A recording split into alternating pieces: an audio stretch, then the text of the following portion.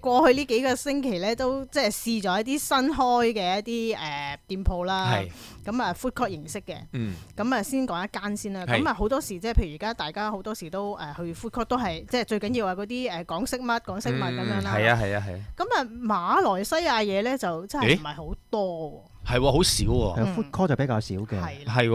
我就試咗一個咧，即係我覺得好好味嘅一個湯粉啦。咁佢可以配飯，亦都可以配米粉嘅。咁係乜嘢咧？就係胡椒豬肚。胡椒豬肚湯係馬來西亞嘅咩？哇！我唔知，唔好理佢係咪馬來西亞先啦。咁第一我想講咧就係嗰個店家咧，佢真係有佢嘅堅持。點解咧？就即係因為佢始終都係新開張，可能啲伙計咧好多嘢都唔係話好熟習。佢一見到，咦唔得喎，漏咗啲嘢喎，漏咗個炸蒜喎。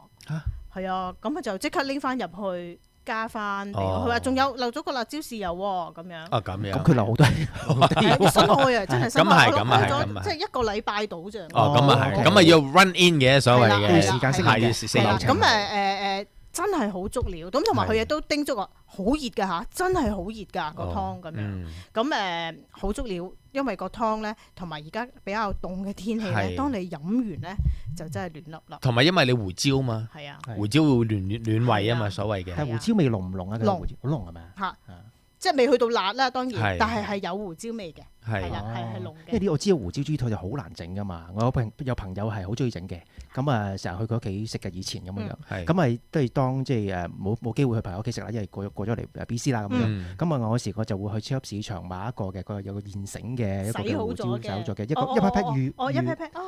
預先包裝好嘅，咁你擺落去，係啊本地啲超級市場都有得買，係咩？係啦。咁啊好少。咪後講俾我哋聽。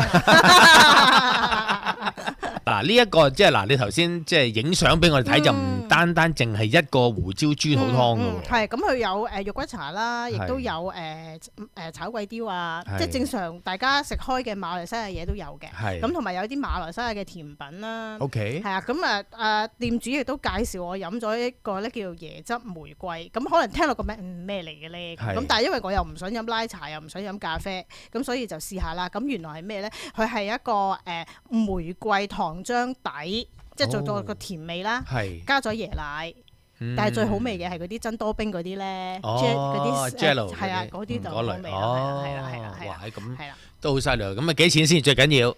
嗱，佢而家係做緊，如果普通嘅一個粉都係10零蚊，咁就有新張期內就有折扣嘅，15% 嘅，咁亦都有一啲嘅套餐咧就20蚊嘅，都 OK 喎。係啦，20蚊就係有主菜、有小食、有甜品同埋有一杯嘢飲咯。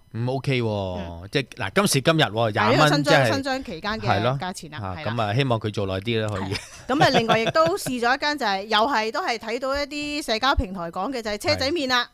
個車仔麵，我覺得如果有呢個係我個人口味啦，唔可以代表大家啦。因為我喺網上面都睇到啲人都覺得麻麻地咁，但係如果即係我覺得啱我口味啦，咁同埋都似嘅，似香港嘅，似香港嗰啲，似香港嘅。咁啊，佢係即係又係有2餸啊3餸俾你揀咁樣。2餸包嘢飲，係咯，跟住都係10零蚊咯。都係10零蚊，10零蚊，即係連埋嗰杯嘢，係連埋杯嘢。